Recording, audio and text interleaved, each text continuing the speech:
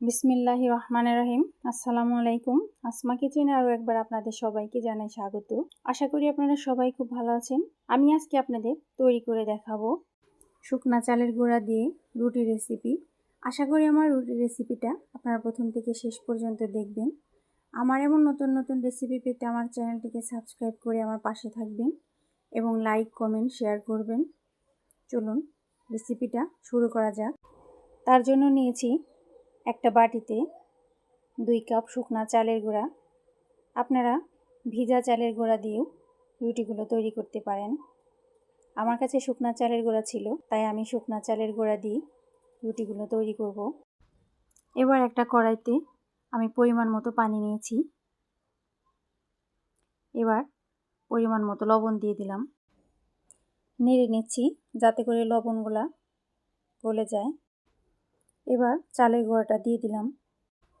ফুটন্ত গরম পানিতে চালের গুঁড়া দেওয়ার পরে অনবরত নেড়ে নিতে হবে, তাছাড়া নিচে লেগে যেতে পারে। দীর্ঘ টাইম এই রুটিগুলা নরম থাকার জন্য এবার আমি দিয়ে দিব তেল। এবার ভালো করে নেড়ে নিব, তেলগুলা মিশিয়ে নিব। মেশানো হয়ে গেছে। এবার 10 মিনিট ঢেকে রেখে দিব।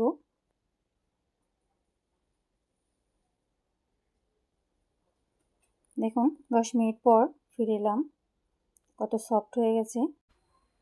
এবার আমি একটা প্লেটে ঢেলে নিব।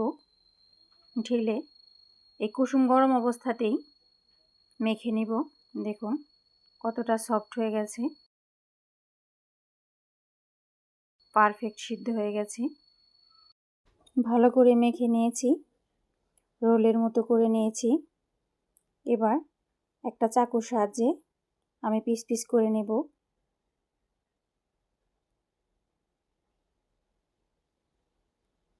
যাতে করে সবগুলো রুটি একই রকম হয়, সমান হয়।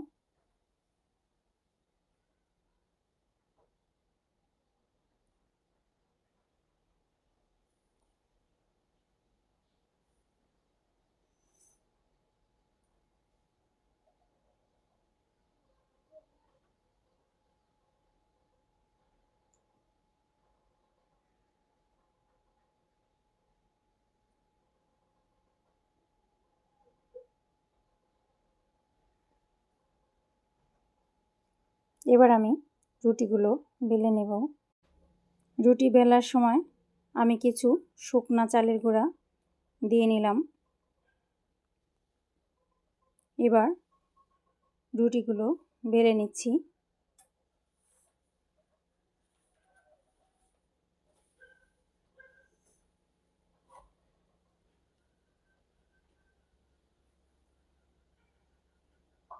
দেখুন মাশাআল্লাহ কতটা সুন্দর হয়েছে। এভাবে আমি সবগুলা রুটি তৈরি করে নিয়েছি। এবার আমি রুটিগুলা ভেজে নেব। তার জন্য নিয়েছি লোহার ফ্রাই প্যান। রুটি দিয়ে দিলাম। এবার উল্টে দিলাম।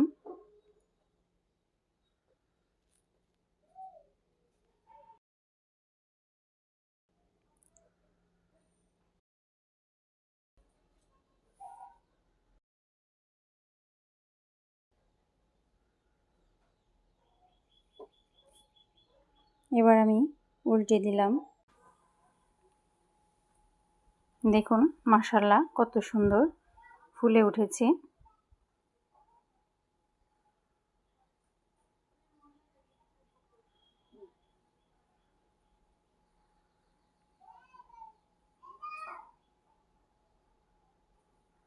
রুটিটা হয়ে গেছে।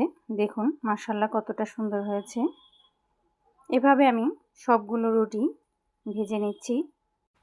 গরম গরম এই সফট রুটি আপনারা গরুর মাংস, খাসির মাংস ভুনা দিয়ে খেতে পারবেন। খেতে দারুণ লাগবে। এই রুটিগুলা লং টাইম সফট থাকবে। আপনারা ফ্রিজে ফ্রোজেন করেও রাখতে পারবেন। এভাবে ফুলকো ফুলকো রুটি বানালে বাসার সবাই খুব পছন্দ করবে। প্রত্যেকটা রুটি কেমন ফুলকো ফুলকো হচ্ছে দেখুন, মাশাআল্লাহ।